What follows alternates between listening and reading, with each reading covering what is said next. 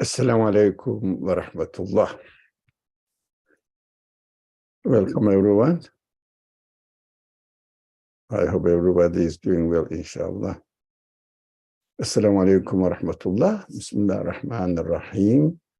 ربنا اغفر لنا وارحمنا وأنت خير الراحمين. ربنا ظلمنا أنفسنا وإن لم تغفر لنا وترحمنا لنكونن من الخاسرين.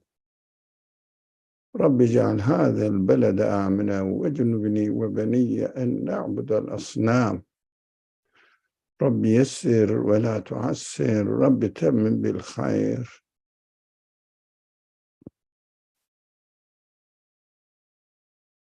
اللهم اهدنا فيمن هديت وعافنا فيمن عافيت وتولنا فيمن توليت وبارك لنا فيما أعطيت وقنا شر ما قضيت فإنك تقضي ولا يقضى عليك إنه لا يذل من واليت ولا يعز من عاديت تباركت ربنا وتعاليت فلك الحمد على ما قضيت نستغفرك اللهم ونتوب إليك وصل اللهم على محمد وعلى آله وأصحابه وأتباعه وسلم آمين والحمد لله رب العالمين.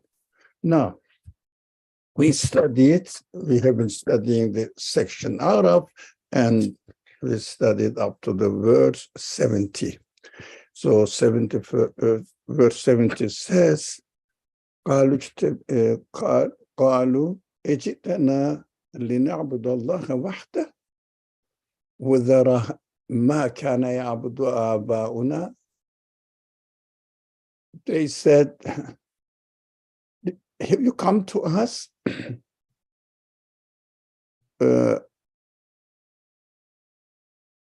only to bring the news? I think they're asking. It means to bring the news, a news of worshipping one God alone. That is important. Alone is important. So, وَنَذَرَ مَا كَانَ يَعْبُدُ آبَاءَنَا, and leave all our ancestors used to worship. You must be joking. This is what I mean. That is a kind of, not a question, it's a sarcastic question. You are offering us something impossible. I mean, we will leave all our cultural background and change our life completely and take up another way of life. And in this way of life, we will worship God, but wahdah is important. Alone, nothing next to it. It means not, the translation also says we worship God alone, and not one God. No, wahdah means nothing else next to it. That is important. The people do not mind accepting that the universe has a creator. Even the secular administrative systems don't mind. You believe in God as the creator of the universe, but not only the creator of the universe, but no other values will be accepted about other values than not human values. Human values really necessitate believing in God, one, the creator of the universe, and nothing else. Human values cannot confirm anything else.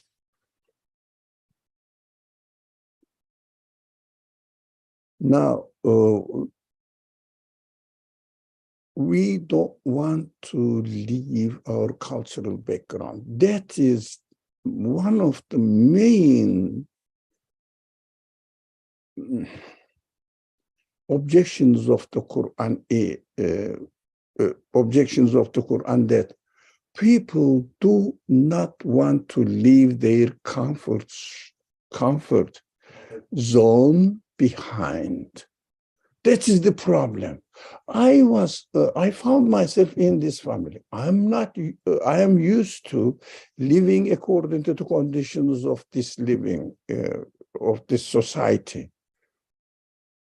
No, I don't want to make a decision and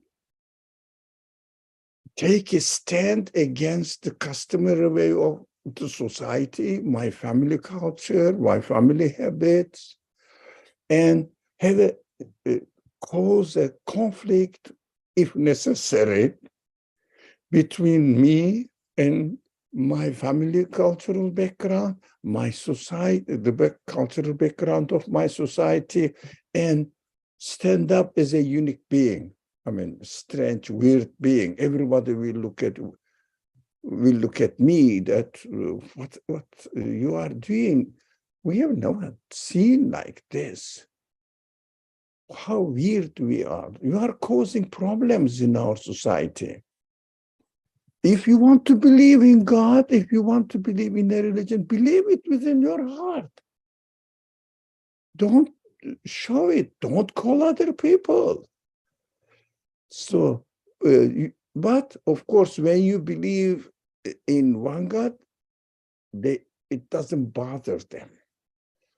But when you say only God, and accordingly, I will worship him, I will obey him, I will follow his advice, only, nothing else. I don't have any authority. I don't want to have any authority over me other than the creator of the universe. What does it mean? Belief now brought into, taken into practical life. That is not acceptable. That is difficult. Not only for those who oppose it is difficult, for me too, to stand by my own belief and not accept anything else. It is extremely difficult. Can you imagine that you are in a family, in a relatives, among the relatives, everybody is doing something, only you or a couple of people like yourself are doing something different. And they are obeying and following their comfort zone, traditional life. Oh, everything seems to be as we are used to, easy. But what you are doing, going against everything. And for example, following different values, following different way of life, and using different language. No, it is not easy at all. That's what we have to stand firm. We have to make it sure that what I believe, what I have chosen is really, really, I'm convinced, absolutely convinced about it perfectly. So I have no doubt about it. If one doesn't reach this end, no, this satisfaction, this certainty, it is very difficult to do it. That is why in this class we say we have to look at the universe in order to find out evidence to confirm our conclusion. Make sure we have to read the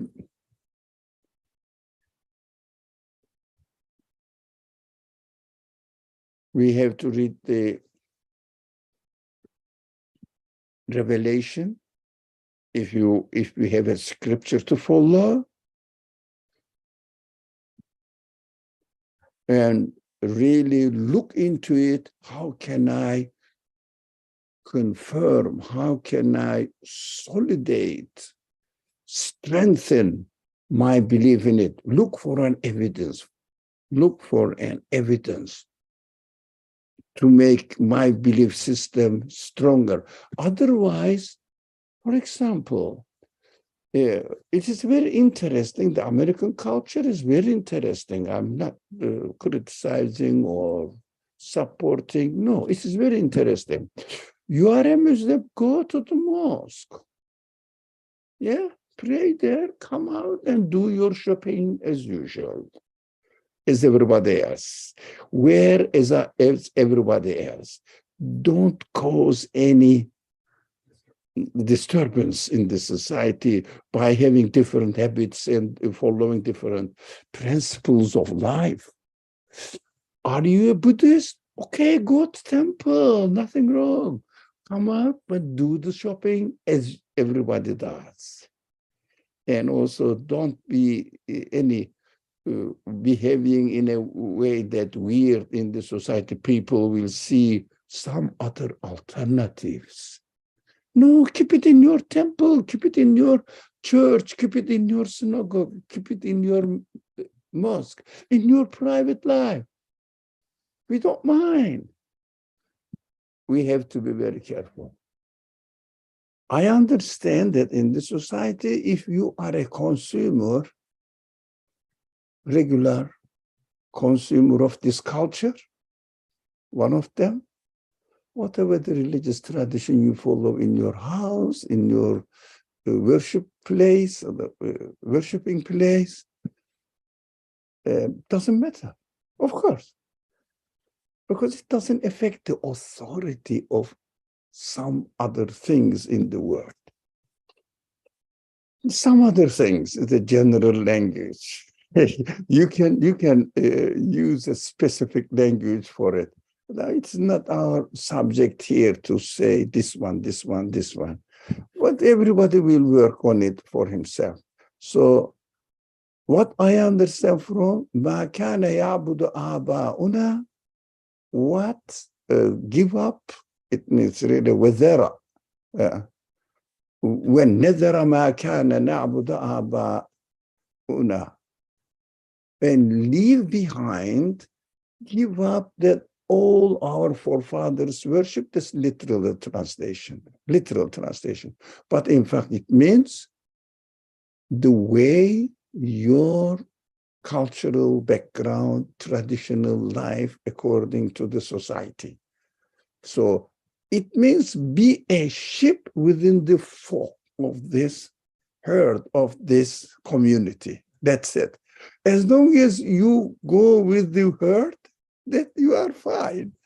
But of course, the Prophet's mission is completely different. I think this wahda, the word wahda, is very important, and also aba'una, our forefathers. We have to be very careful about these words. We cannot say that, our forefathers are Muslim. I mean, title-wise is okay. I have nothing to say no. I have no right to say no, come on, they are not. Of course, if someone says, I am a Christian, it is my duty to accept he's a Christian, that's it. And Muslim, but it doesn't really signify much. One of my things. Why? The way the people are living in their social, political, and economical life. How do they identify themselves? This is important. Not that the title is important. Of course, if someone says, I am a Muslim, it is important for this person saying or declaring that he is a Muslim. But saying that I am a Muslim doesn't make much change in one's life. As long as he understands what the Qur'an is teaching, what the Sunnah, prophetic tradition is teaching, and applying it in his life without mixing it up, without following blindly what he has inherited from the society, consciously following what the Qur'an and the prophetic Sunnah teach, then that matters. Otherwise, family culture has no meaning. It doesn't mean that we are going to fight, cause a confusion, dissension in our family. No, but we have to keep what we believe. According to I believe, I have to act accordingly. I don't have to do because my parents are doing this, because my society is doing this, because my community are doing this. No, I have to decide what is right, what is wrong, according to my own belief system. That is why we have to have our own belief system developed by our own self. That is not easy. May Allah help us. Okay. But the second part also is important, but not as essential as the first part of the verse. The second part says, فَأْتِنَا بِمَا تَعِدُنَا إِن كُنْتَ مِنَ الصَّادِقِينَ. Look, here the word kunte is singular. It means they said, bring what you have threatened us with. Well, that's what my translation is. Then they said, bring the punishment with which you have threatened us. So that we are ta'iduna. It means you are promising.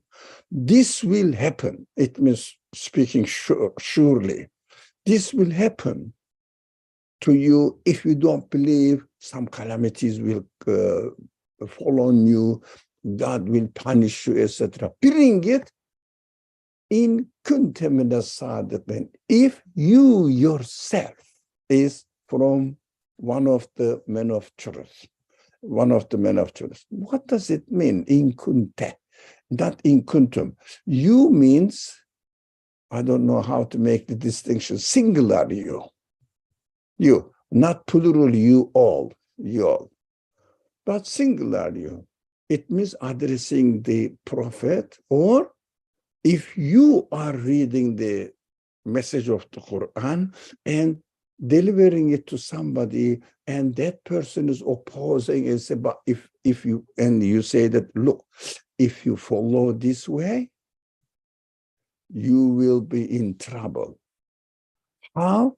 They are expecting that this calamity necessarily will happen to you, to the people, in physical terms.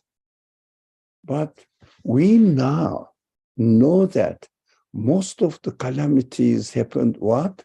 Not in physical terms, economical terms, psychological terms, the political terms, the calamities. Now, war conditions and financial problems,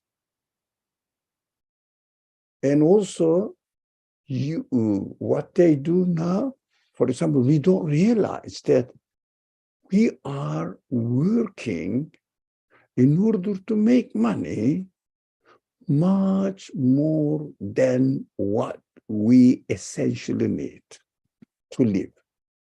Because of this construction of the society in such a way that you have to have this, you have to have this extra. We don't realize that it is a calamity. Why?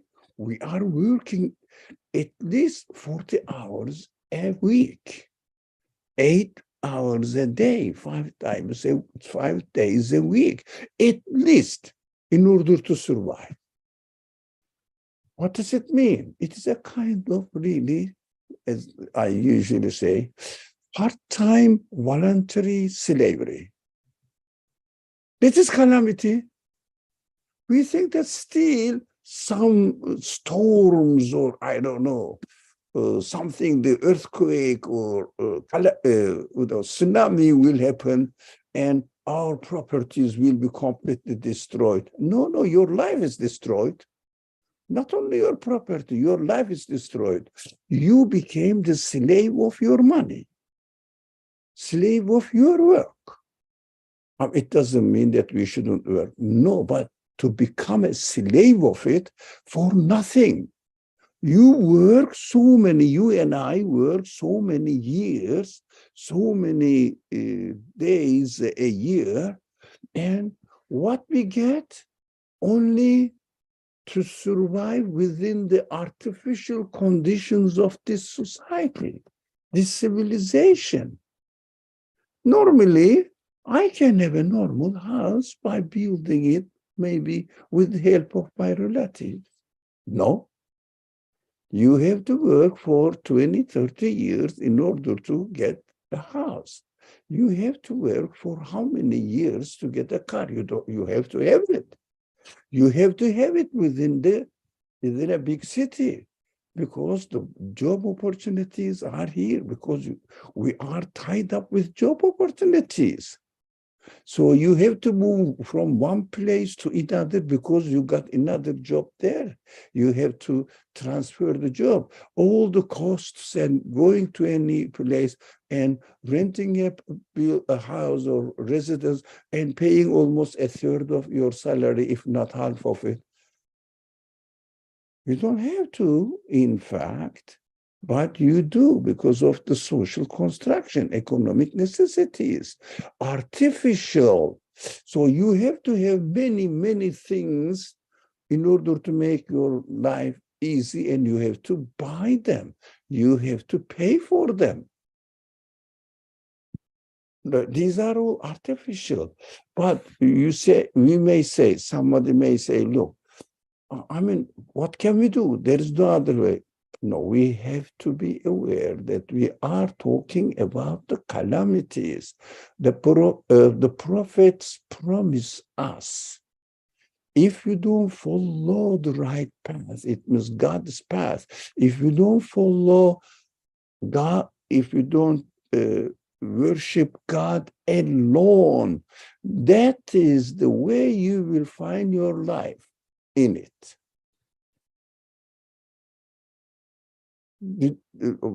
I have a friend here. Is it clear? Understood? Many people love their jobs too. Because of this, okay, good point. What my friend says here, many people love their jobs, love working. They keep themselves busy because their mind is completely scattered. They don't know the mission of their life, purpose of their life. They don't know why they are living in this world. So what they have to do, they are left with this word only, and this word doesn't satisfy, bothers them. And what they have to do now to keep themselves busy in order to not to think the reality. They don't love sitting, studying, learning new things. And empty. Sitting in front of nowadays telephones or computers, then a few decades ago, TV. Life is filled with TV. If the TV is not on, people left so mad, as if they are alone, because they cannot stand as they naturally live. They have to keep themselves with many other attractions. These are emptiness of the heart, purposeless of the feelings. So we are trying to escape from our reality, keep ourselves busy with something else, because we are not satisfied with our own reality. Now, we cannot live with God nowadays.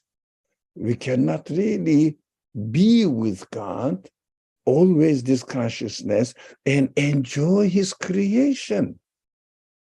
We can't. Even we plan, we work months and months and months to go on a holiday. And when we go to holiday, artificial life, artificial hotel life, artificial restaurant life, artificial relationship, and nothing else. The group or the holiday resorts offer you nothing else. You cannot be alone going anywhere you want.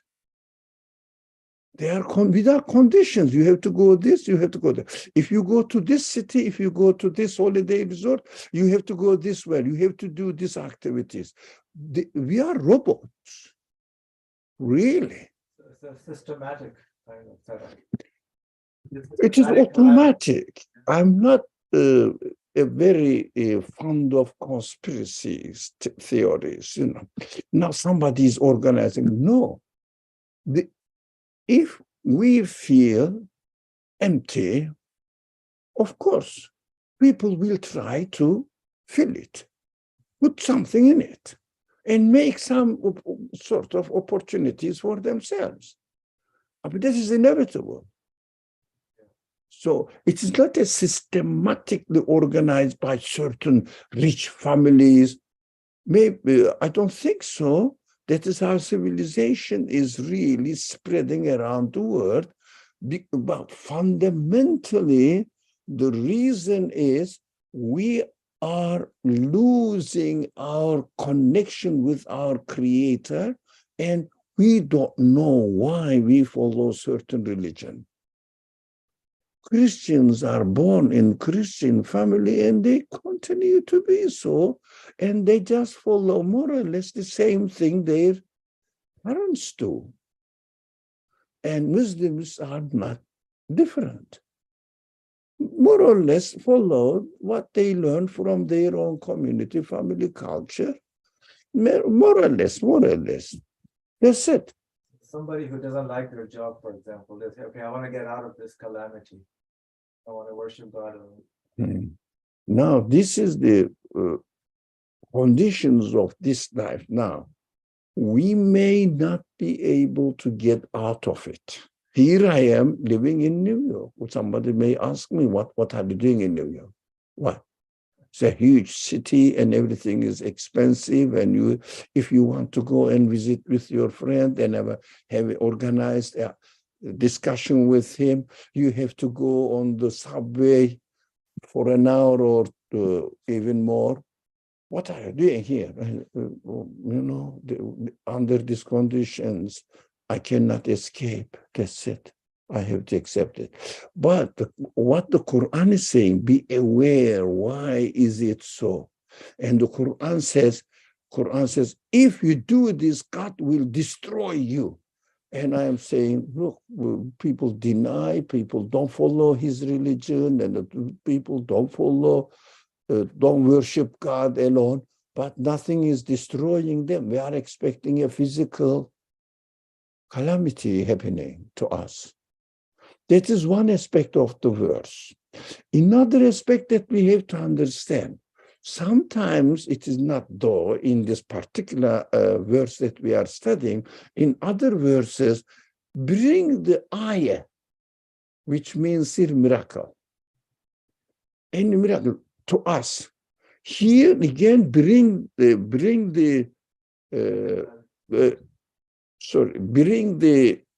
miracle to us, asking the prophet to perform some miracles.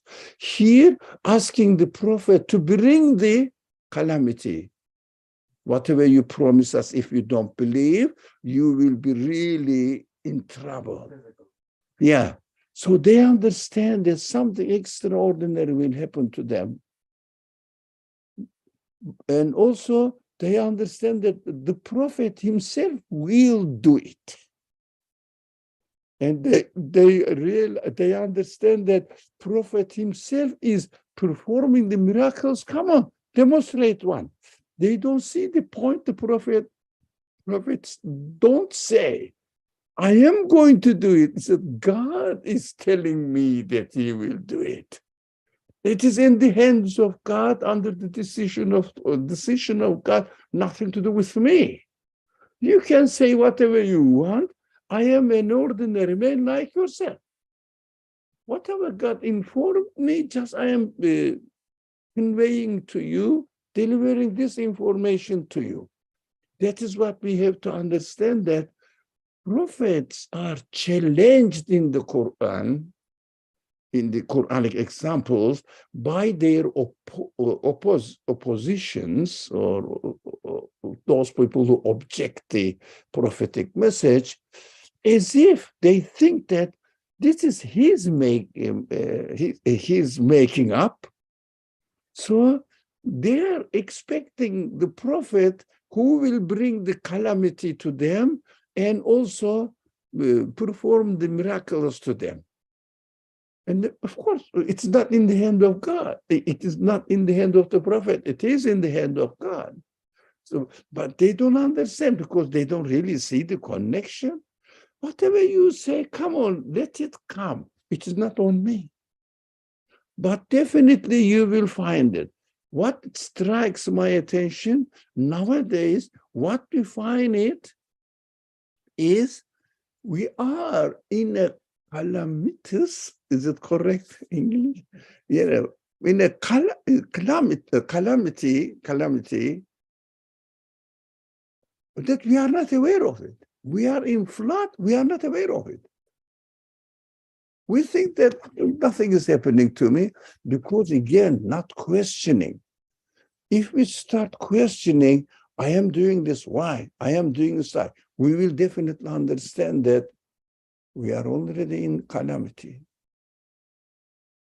But willingly or unwillingly, it is happening. We found ourselves there. That's what we should realize, that it is already come. It has already come. That's what I wanted to share it with you, inshallah, about this verse. All right. Following verse, any comment, any question, any concern? We're already in this calamity, if you realize this. Yeah. So how do we get out of it? Yeah, we have to, but first of all, if we understand that these are artificial, these are not, my friend asks here, how do we get out of it? Then these are not what really God created me in this needs. It is artificial. We have to understand that, look, any civilization which doesn't follow God's way and worships, it doesn't worship God alone, nothing else next to it, it wouldn't be like this. Everything will be so smooth, easy, and also my spiritual situation will be calm, satisfied. Now, I don't know, we have to ask this, those people who keep these statistics, what is the percentage of the people suffering from psychological problems and addictions? What is the percentage? Can you say it is less than 50? Impossible. Impossible. So we have to understand and realize this. After we realize it, we understand that this flood, I'm using Noah's miracle, this flood is really drawn us as well, but this is not Allah's choice. This is, outside world's choice. And I'll try to keep my consciousness awake as much as possible, not to be carried away with it. And get out of this irrational cultural background, an unacceptable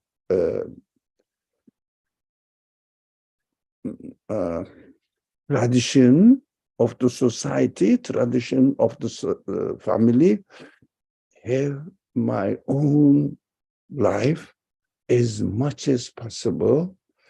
Consciousness is the most important element here to play the role. Consciousness.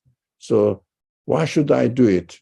Because I have seen people who are doing it, or is it really my necessary need? When we question this, we will have some sort of relaxation in our life. And always, of course, remember God, ask for forgiveness. So as the Qur'an says, all people be aware, or human beings be aware that the calamity, when the calamity comes, it doesn't come only to those people who do wrong, all of you.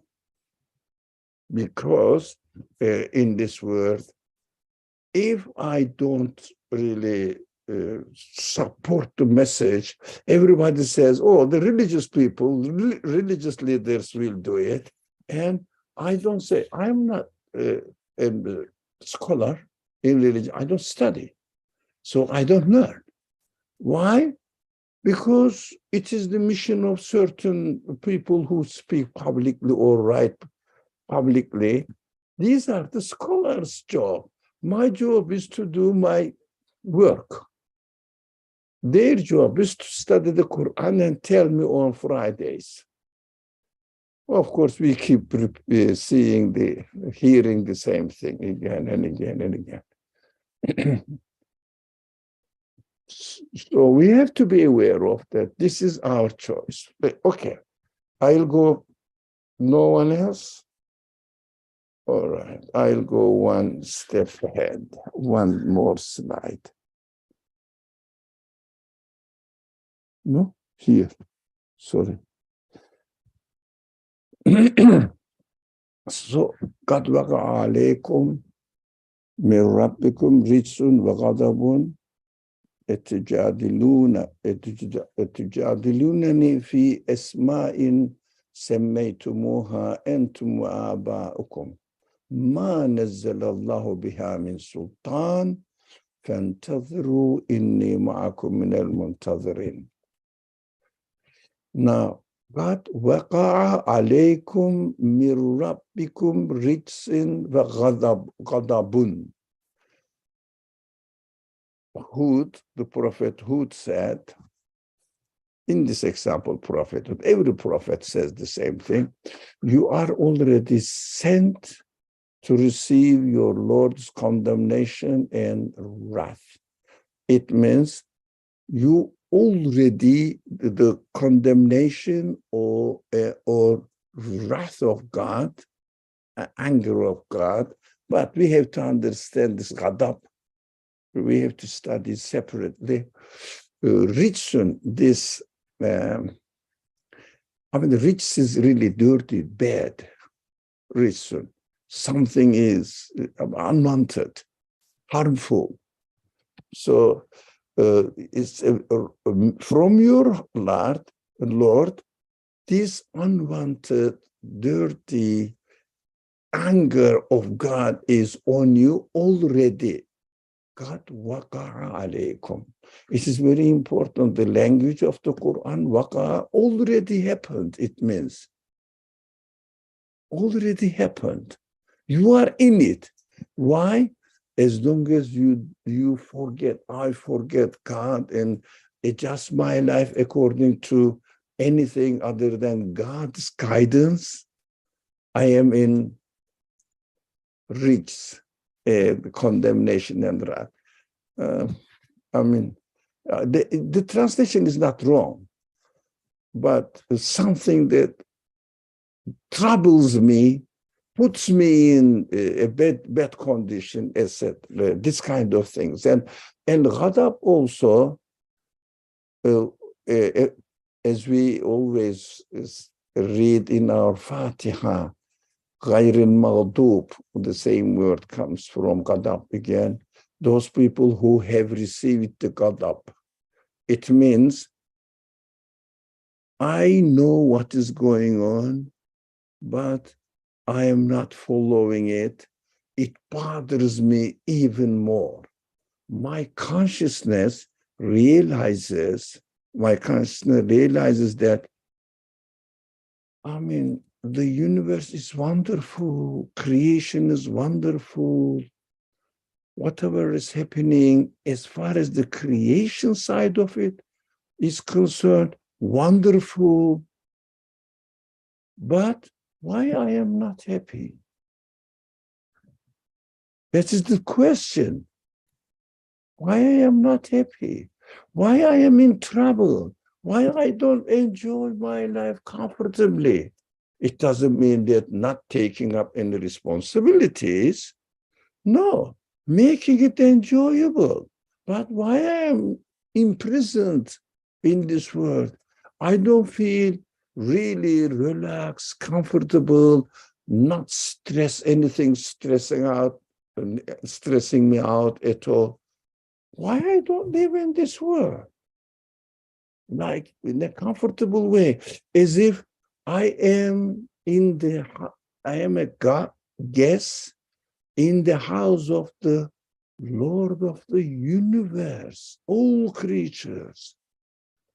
Why I don't enjoy it? I am a guest here. I ask myself, do you feel that you are a guest of the host of the universe or owner of this universe? No, I'm trying to survive myself. You see, we have lost our direction, our principles, our natural futra, it is called, the way we are created. No, everything is artificial. I don't feel, for example, if you are a guest in the house of a very generous rich man, and he is not really psychologically expressing you, he's giving everything to you without even mentioning it, freely. Don't expect you to ask for it. Isn't the reality of this universe like this? Does God asks me or waits me to ask so that he will give me, and after I give him, he says, look, I gave you this, I gave you this, and you have to be thankful, you have to really prostrate before me? No, it doesn't say. Just gives it. That's it. Even we are not here. Even we come here, before we come here, it is everything is ready here. Do I feel that? I don't. If you speak to people who say we are struggling, that is life. Life is struggle. Yeah, you have to work, you have to do this, you have to do that, you have to buy this.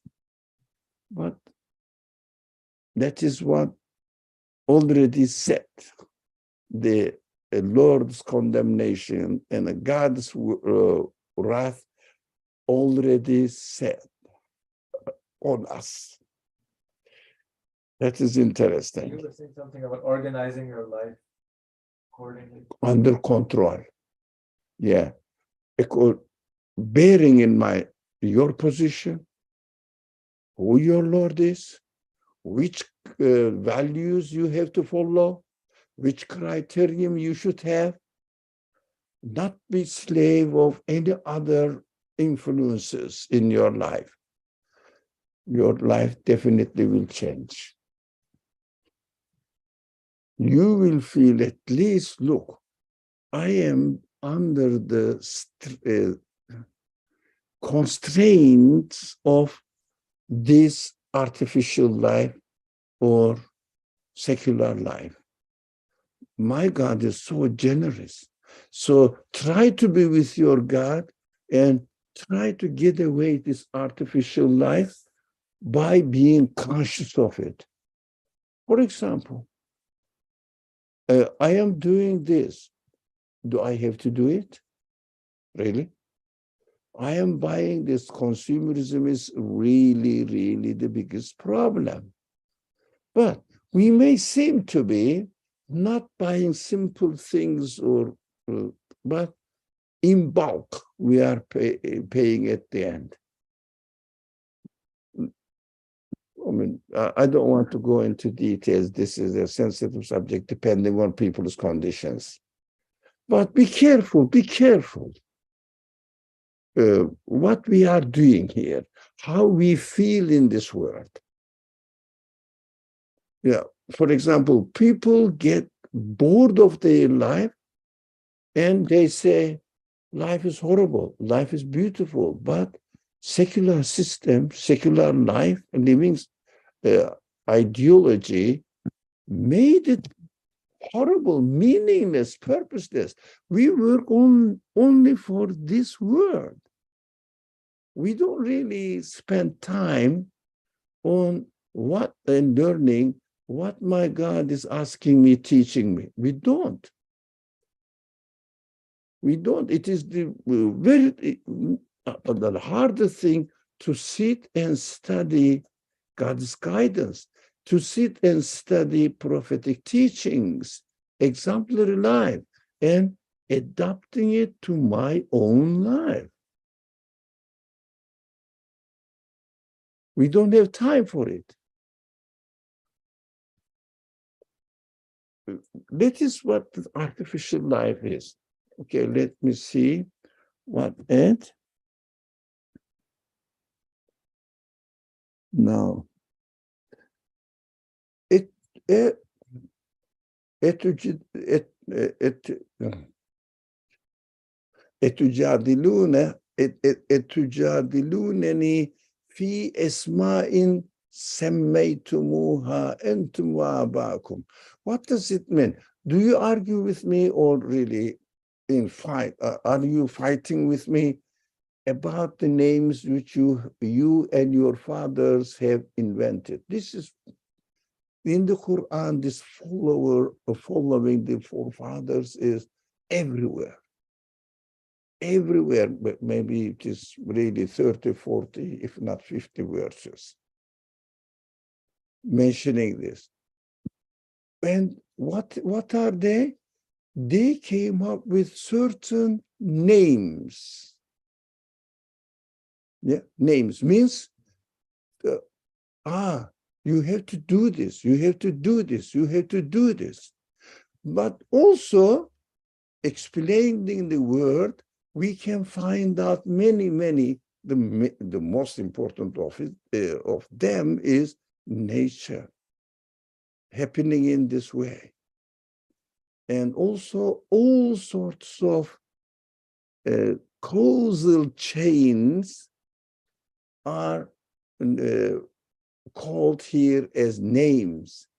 Because of this, this happened. Because of this, this happens.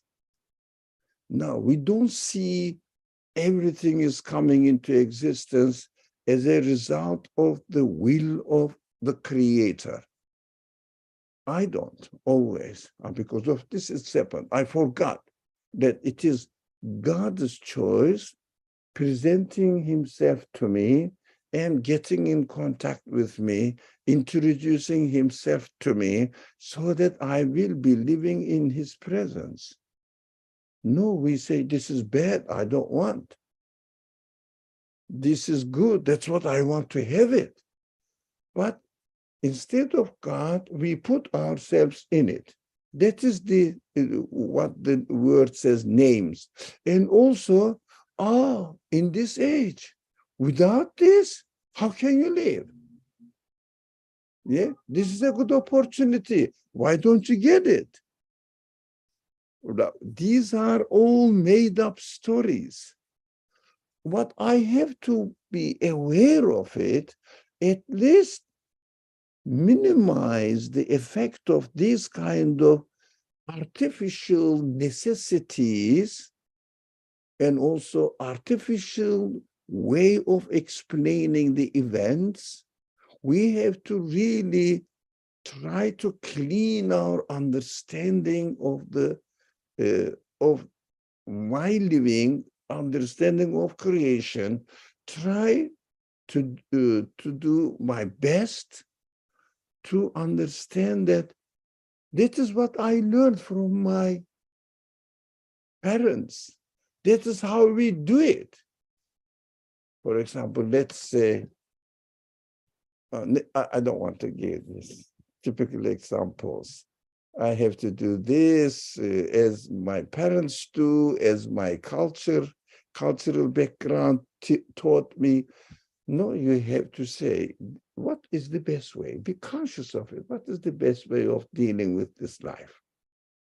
According to the reality of the world where God is introducing himself to me, especially psychologically.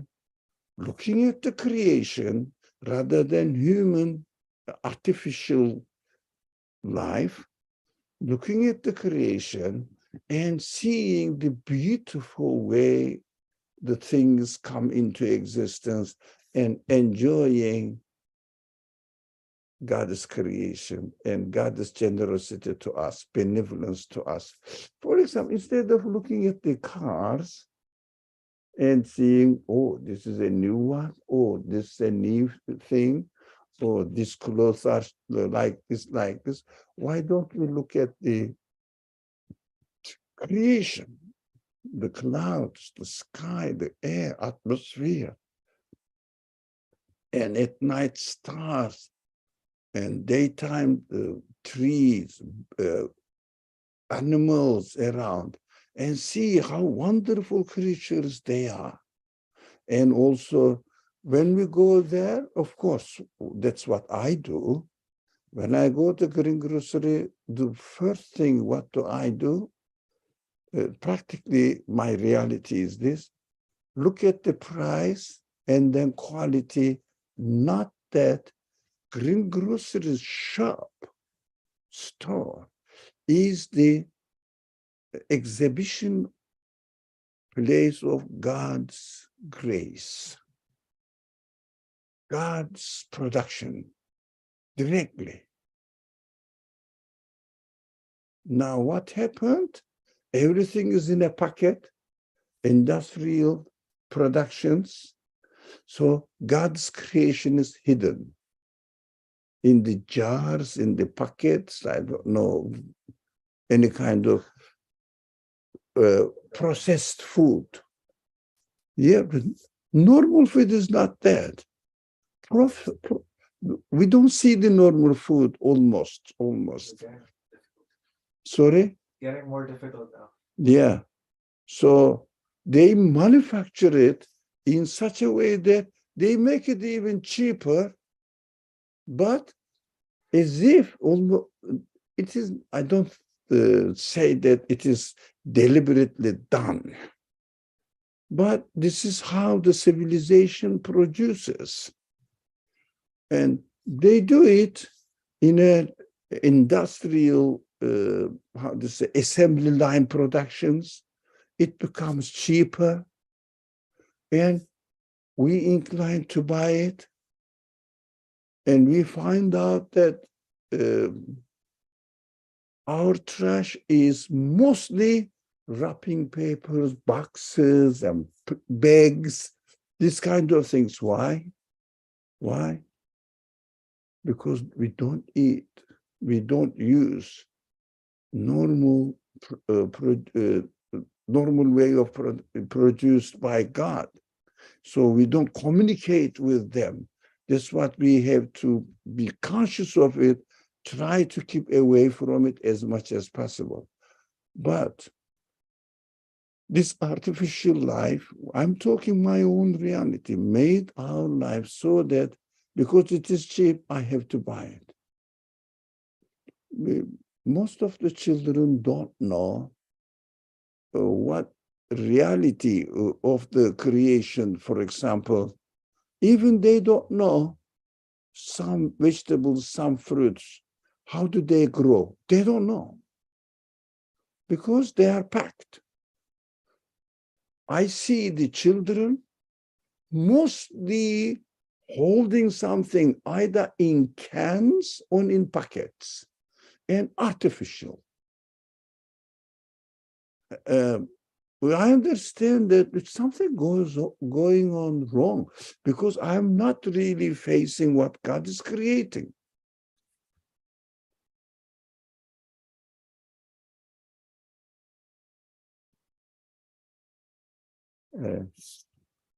Sarah says 98% of the food in USA is genetically modified. That is the biggest problem. Thank you.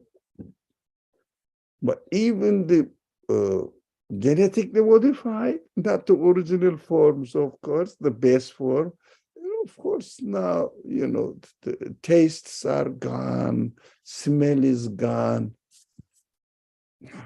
so that we are not enjoying God's creation. Isn't that the punishment? Yeah. Okay. Names are important, and also the verse says, "Ma nazzalallahu biha min sultan." All these artificial names and how do you say, notions that we developed now. We develop the artificial notions. In fact, they have no authority over us in reality, but we gave them authority to rule us, to rule over us. I don't know how cool or how we should practically get out of it, but at least we must be aware of it. Yeah, we must be aware of it. And inni ma'akum minal muntazirin, and wait, then I will wait with you, because we are all subject to God's decision. We are all subject to God's will. So I am a human being. I cannot get rid of this universe, get out of this universe. No, I am subject to what will happen to everybody else. So Afshan, go ahead, please.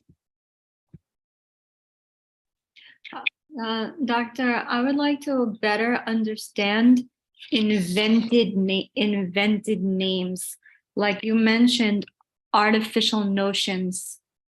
Like, do you mean like the examples you're giving? Do you mean like consumerism? We would call this an invented name. Is this what you mean? Consumerism is a very general term. For example, if you say, I have to have, something, I don't know, this machine is necessary, etc. And without which my life will be something, or I have to live in this place, not that. This kind of notions that we develop, that's what I mean, but not only to explain the creation, not to explain the creation is in another form, but in this verse, in this context of the verse,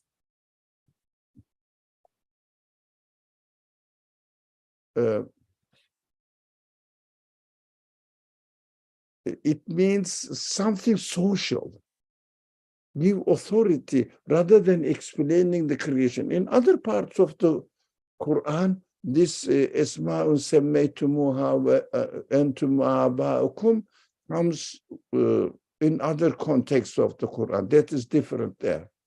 But here is something to do with social life. All the necessities that we feel nowadays, and we call it, without this, we cannot do that. Without wearing in this way, without getting this stuff, I cannot do that. When without behaving in this way in workplace, in that it doesn't work. This kind of necessities, or the words we use for them, I understand in this verse, these kind of words. But practically speaking, you can talk. For example, I am wearing blue, I cannot wear red under it, for example. I mean, I don't have to be weird, but this kind of conditionings, not really what we need, but because of the concern of other people, I have to follow their values, whatever the values they are.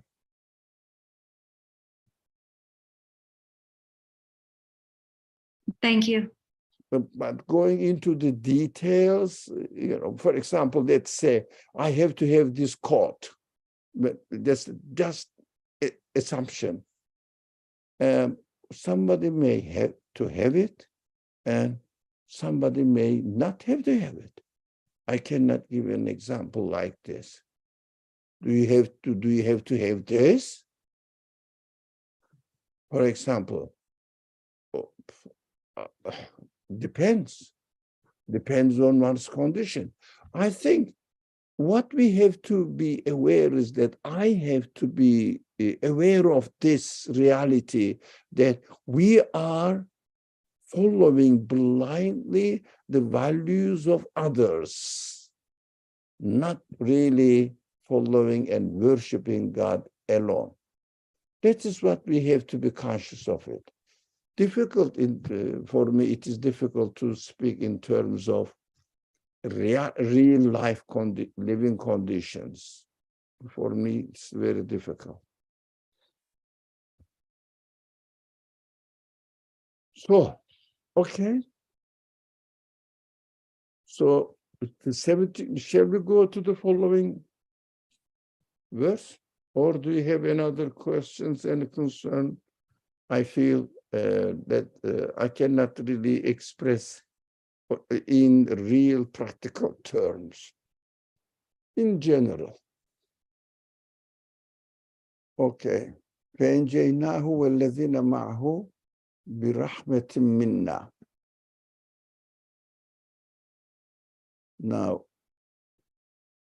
we, by our grace or with our mercy, as a result of our mercy, we saved the Prophet Lot and Hud and the Prophet and those who stood by him. It means followed him.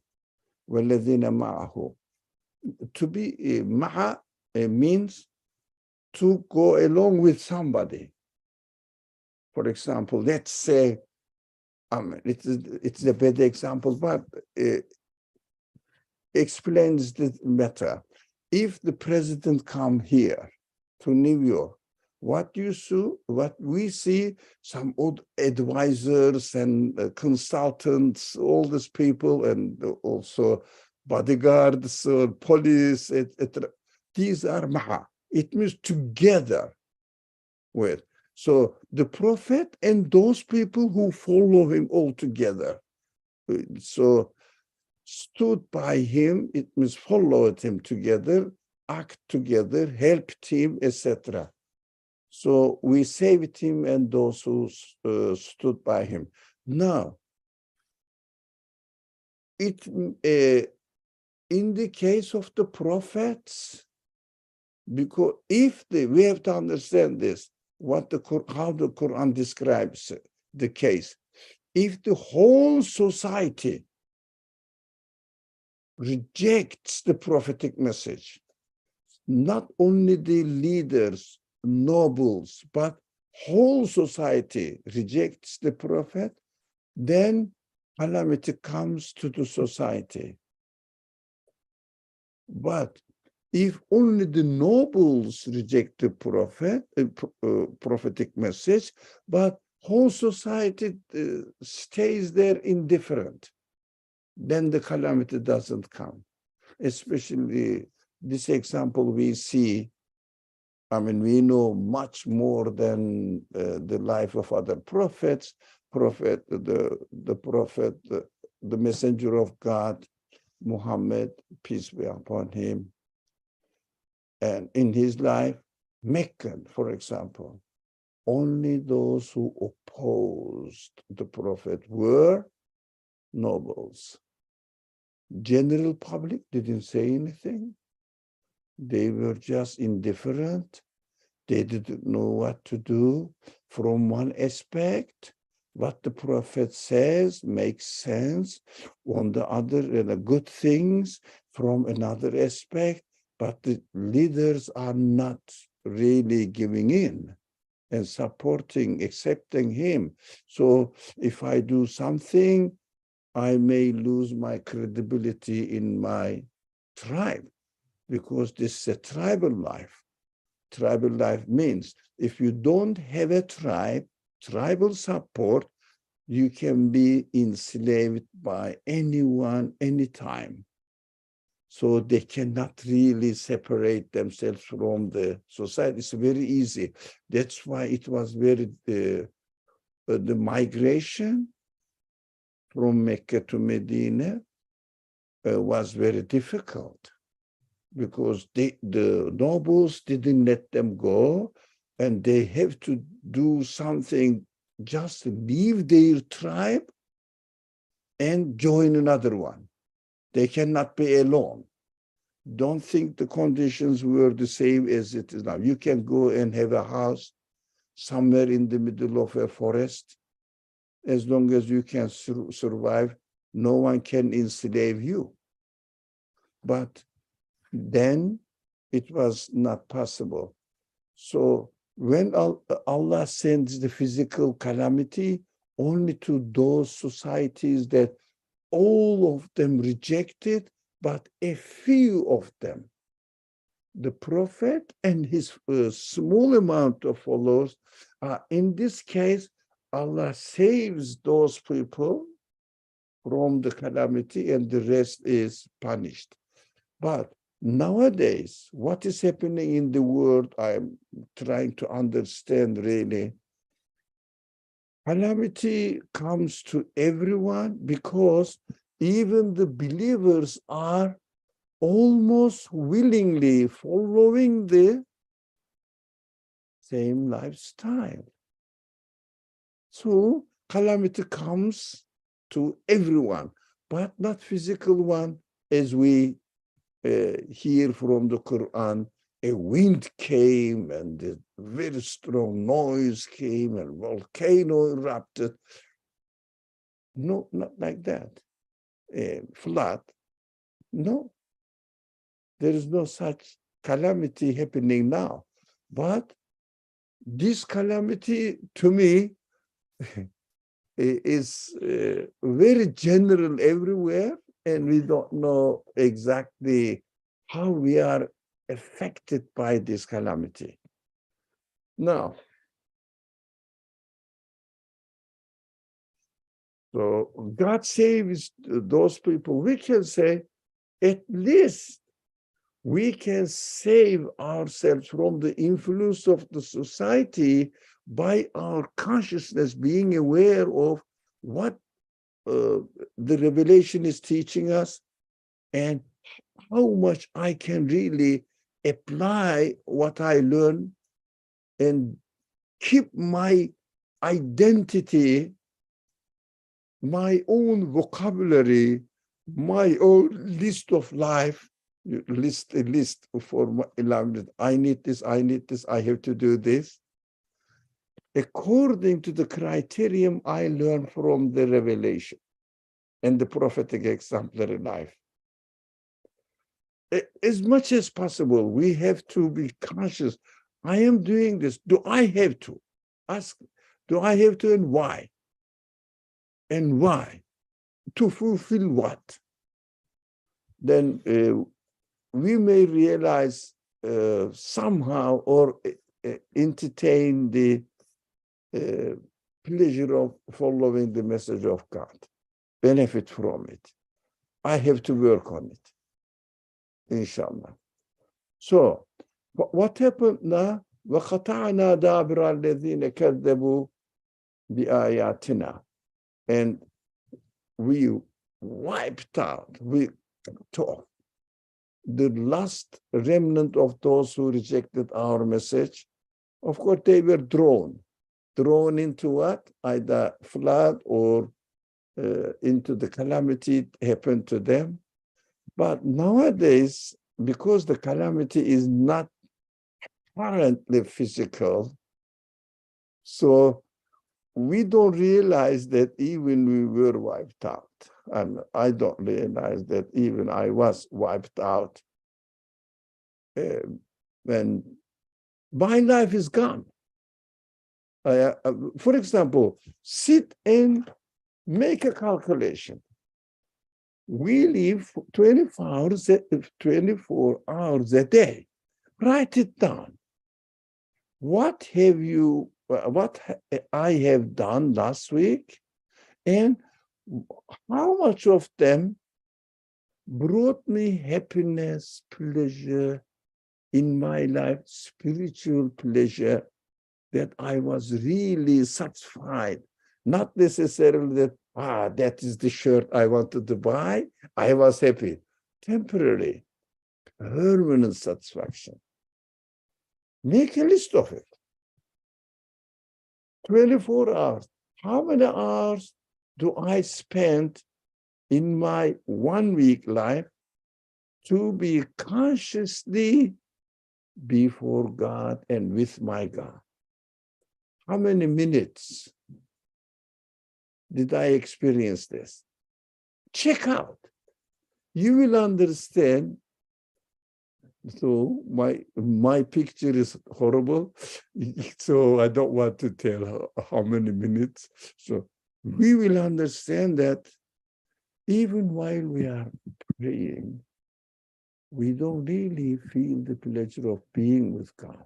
It is better, but really feel, because we are not immersed in the teachings of the revelation.